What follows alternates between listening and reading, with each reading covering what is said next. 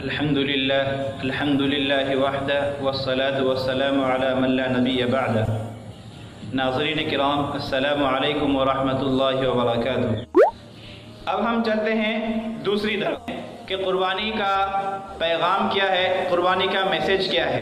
تو قربانی کا ایک میسج تو یہ ہے کہ جب اللہ تبارک و تعالیٰ کا حکم آ جائے تو پھر انسان اپنے عقل کا استعمال نہ کرے، اللہ کے حکم کے سامنے اپنے عقل کو مدار نہ بنائے۔ شریعت کا مدار وحی ہے، عقل نہیں ہے، تو انسان احکام اسلام میں عقل کو دخل نہ دے۔ ایسا نہ ہو کہ یہ بات ہمارے عقل میں آئے گی تو ہم مانیں گے، اگر ہمارے عقل کے خلاف ہے تو ہم نہیں مانیں گے، ایسا نہ ہو۔ بلکہ اللہ کا حکم ہے، چلو بھائی اسے ہم کرنا ہے، اللہ کا حکم ہے تو ہمیں اسے کرنا ہے، کیونکہ یہ اللہ کا حکم ہے، ہماری سمجھ میں آئے نہ آئے ہمیں اسے کرنا ہے۔ کیونکہ عقل کی ایک حد ہے، عقل کا کام کرنا جہاں ختم ہوتا ہے اس سے کئی قدم آگے وحی کا سلسلہ شروع ہوتا ہے۔ تو عقل کو دخل نہ دے، قربانی کا سب سے بڑا پیغام یہی ہے۔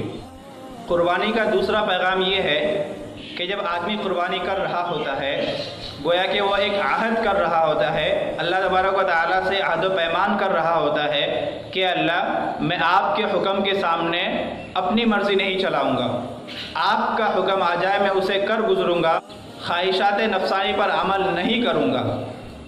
یہی قربانی کی اصل روح ہے کہ انسان جانور کو ذبح کرتے وقت یہ اقرار کر رہا ہوتا ہے، اے اللہ آپ کے حکم پر میں اس جانور کو ذبح کر رہا ہوں، لہذا اگر آپ کا حکم آ جائے تو میں اپنے خواہشات کو بھی قربان کرنے کو تیار ہوں، اپنی نفسانیات کو بھی کچلنے کے لیے تیار ہوں ایک آپ کے حکم کے آگے۔ تو یہ قربانی کی اصل روح ہے، انسان عزم کرے کہ اگر میری مرضی کے خلاف، میری خواہشات کے خلاف، میری چاہت کے خلاف احکام آ جائے، اللہ کا حکم آ جائے تو انشاءاللہ میں اس کو کرنے کے لیے تیار ہوں۔ میں آج یہ جانور ذبح کر کے بتا رہا ہوں، اللہ تیرے حکم کے آگے مجھے سمجھ آئے نہ آئے، میری عقل میں آئے نہ آئے، میں انشاءاللہ اس کام کو کر گزروں گا۔ تو یہ انسان عہد کر رہا ہوتا ہے۔ نمبر 3 حکمت کہ اللہ تبارک و تعالیٰ نے انسان کے اندر 2 چیزیں رکھی ہیں، 2 مادے انسان کے اندر ہے۔ ایک تو فرشتوں جیسے صفات انسان کے اندر ہے، دوسرا جانوروں جیسے صفات انسان کے اندر ہے، یعنی ملکوتیت اور بہیمیت۔ انسان جو گناہ کرتا ہے، اللہ کی نافرمانی کرتا ہے، یہ بہیمیت والے مادے کے غالب آ جانے کی وجہ سے کرتا ہے۔ انسان میں حیوانیت ابھر آتی ہے، حیوانیت کا غلبہ ہو جاتا ہے، تب جا کر انسان اللہ تبارک و تعالیٰ کی نافرمانی اور سرکشی کے راستے پر نکل پڑتا ہے۔ اور درمیان میں بتاتا چلوں کہ انسان کا کمال جو ہے وہ نیکی کرنا نہیں ہے، بلکہ انسان کا جو اصل کمال ہے وہ گناہوں سے بچنا ہے۔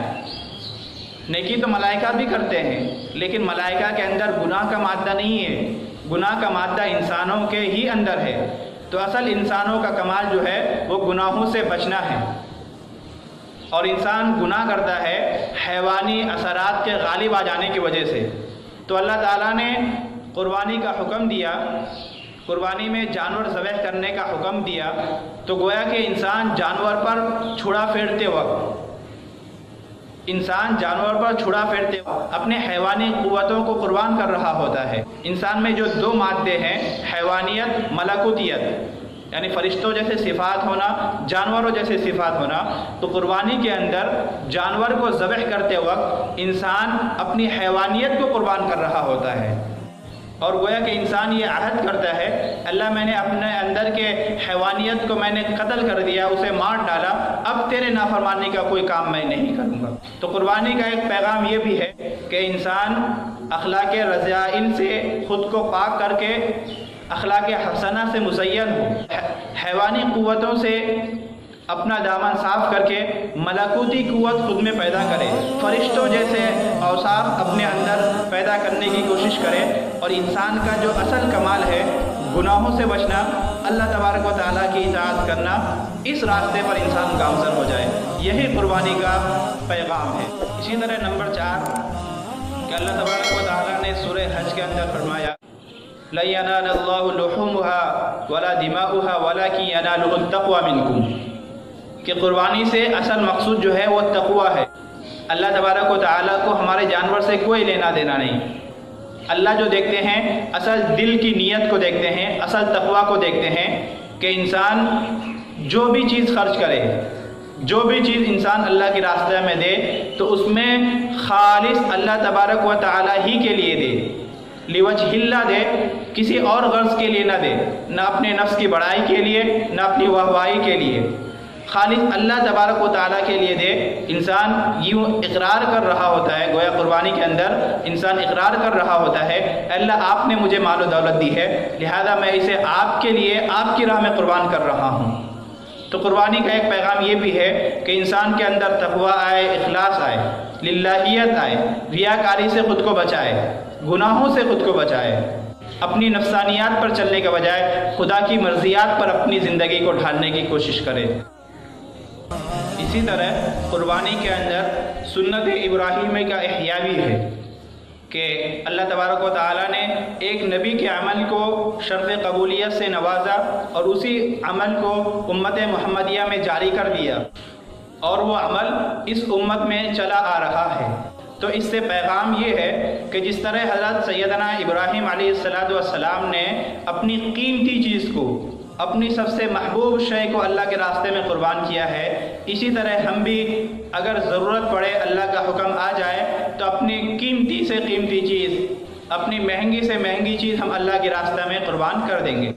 تو جس طرح حضرت سیدنا ابراہیم علیہ السلام نے اپنی قیمتی چیز کو اللہ کے راستے میں قربان کی، اسی طرح اگر اللہ تبارک و تعالیٰ کے حکم کی خاطر اپنی محبوب ترین شے قربان کرنی پڑے تو ہم تیار ہیں۔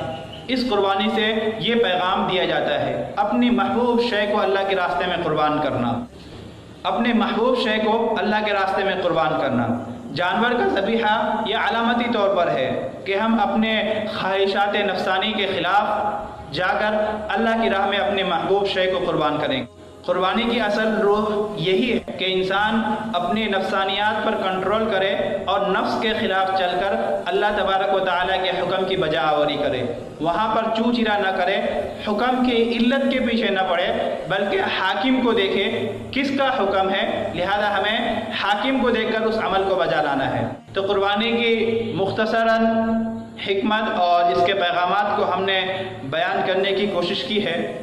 اگر ہم سے کہیں کوئی غلطی ہو رہی ہو تو آپ کمنٹ باکس میں آ کر اپنا تبصرہ ضرور شیئر کریں، اور آپ کے علم میں کوئی اور بات ہو، آپ نے کچھ اور حکمتیں اور مصلحتیں پڑھی ہوئی ہو، آپ کے مطالعے میں کوئی بات آئی ہوئی ہو جو ہم سب کے لیے مفید ہو، تو وہ بھی آپ نیچے لکھ سکتے ہیں۔ جزاکم اللہ خیر۔ السلام علیکم ورحمۃ اللہ۔